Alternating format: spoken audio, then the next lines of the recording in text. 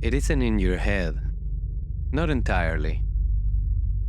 What if your mind, your actual thinking process, is spilling out right now? Forget the sci-fi. This is real cognitive science. Groundbreaking evidence suggests that your mind is fundamentally leaky, merging with your phone, using your environment as a hard drive, even thinking together with others in ways we're just beginning to understand. This is the extended mind, and it changes everything. Stick with me, because today we unlock proof your phone is part of your thought process. We'll see how conversations literally merge minds. We'll touch the edge of collective consciousness and even explore the controversial theory of morphic resonance, nature's hidden memory bank. Why? Because understanding the true reach of your mind, understanding you're more than just a brain, that unlocks a level of potential you didn't know you had. The final piece of this puzzle. It redefines you. So, how does a mind leak? Flashback to 1998. Philosophers Clark and Chalmers pose a challenge. Otto has Alzheimer's. He uses a notebook for everything. Inga remembers biologically, functionally. There's no difference. Both reliably access information. The notebook acts as Otto's memory. Their bombshell conclusion? It functions as cognition. It is part of cognition. Active externalism. Otto's mind extended into the notebook. Boom, reality shifted. Now, look at your life. That smartphone. How many passwords do you actually remember versus the ones stored on your phone or in your password manager? To be honest, we've outsourced vast chunks of our memory and calculation. Are they just tools? Or has our cognition already extended, merging brain and silicon? The leak is real, and frankly, pretty convenient. Your environment shapes what you're thinking too. Ever feel smarter in a clean room? That's not just placebo. Cognitive scientists call it distributed cognition. Thinking isn't locked in one skull. It's spread out across minds, tools, and the physical layout. Like a ship's navigation crew thinking with the bridge itself. Therefore, the way you structure your physical space directly impacts your ability to think. Your environment provides cognitive scaffolding, structuring information, guiding your focus. It's not just where you think, it's what you think with. Your messy desk might literally be part of your chaotic thought process. Just saying. Okay, this is where it gets truly personal. Maybe even a little spooky.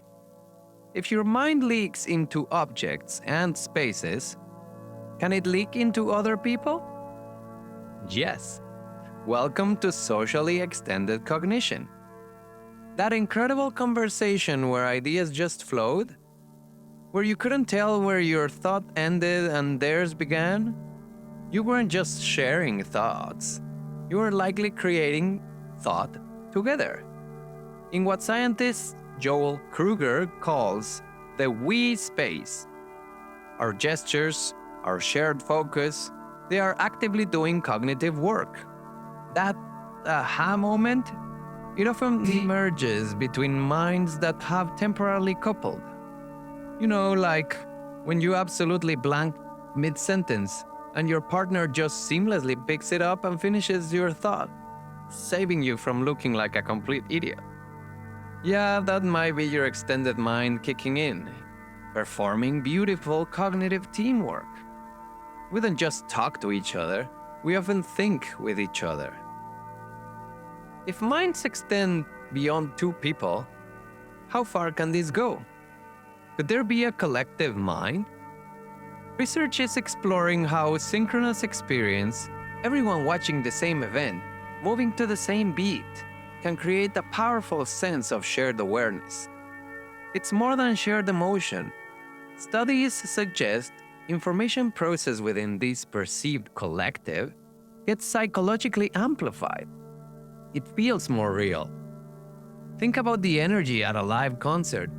Is it just hype? Or are we tapping into a shared mental field facilitated by synchronized attention? It's like when you and three friends somehow type the exact same reaction into the group chat simultaneously. Feels less like chance, more like a glitch in the collective matrix. The science is young, but it hints that our individual awareness might be porous, merging into something larger. Now, we push the edge. If minds extend and connect, how?